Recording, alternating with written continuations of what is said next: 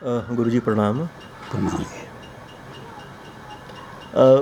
गुरुजी, जिस तरह से हम जानते हैं कि इलाहाबाद में त्रिवेणी है, माँ गंगा, शारदा और यमुना, इन तीनों का संगम माना जाता है।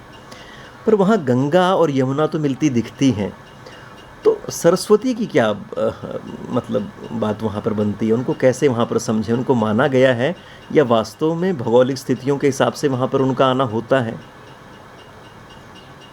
बात यह है कि सरस्वती का मामला ऐसा है कि ये जो धरा है, ये जो पृथ्वी है, हालांकि उन्होंने पृथ्वी का जो कंसेप्ट दिया है वो भारत का ही दिया है, इससे बाहर का नहीं दिया।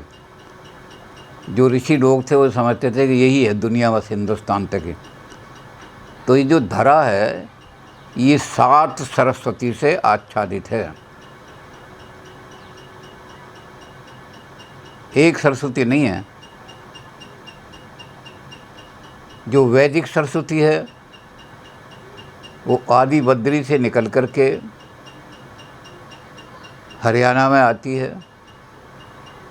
हरियाणा में घग्गर के पास निकल के, बल्कि ओम प्रकाश जी भारद्वाज जो बहुत बड़े विद्वान director of education, higher education रहे हरियाणा के, और कुरुक्षेत्र यूनिवर्सिटी के head of the department of Sanskrit रहे, उन्होंने अपने उसमें सिद्ध किया है कि ये जो भूचाल आए, बड़े बड़े तकड़ी ज़मीन के अंदर जियोलॉजिकल डिस्टर्बेंसेस हुई, तो सरस्वती ने अपना रास्ता बदल लिया है। क्योंकि पुराने ग्रंथ जितने भी हैं उनमें पंजाब के तो 5 पंचनद हैं, उनका जिक्र है, और इधर गंगा और जमुना का जिक्र है, घग्गर का कहीं जिक्र नहीं है।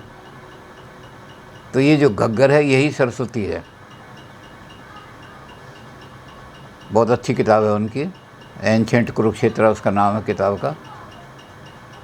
लेकिन वन के कर्जी जब आए तो उन्होंने देखा कि सरस्वती जो है वही घग्गर सरस्वती नहीं है। सरस्वती का रास्ता ज़मीन के नीचे है, अंडर। और उन्होंने फिर सैटेलाइट से उसकी फोटो ली, तो अंदर मीठे पानी के चैनल्स बह रहे हैं, और उससे पता लगा कि यहाँ कभी किसी ज़माने में बहुत बड़ी नदी रही होगी जो अब लुप्त हो गई है। तो ये वैदिक सरस्वती है। और हमारी जो पौराणिक सरस्वती है, जो गंगा की बहन है, गंगा के साथ मिलती है, उसका उद्गम स्थान नैमिषारण्य है, नैमिषारण्य। वहाँ नैमिषारण्य से वो निकल करके और अंतः सलीला होते हुए, विश्वामित्र जी ने शाप दिया था कि तुम पृथ्वी के ऊपर नहीं बहोगी, तो अंतः सलीला होकर के वो अनादिकाल से गंगा जी के अंदर मिलती चली जा रही है।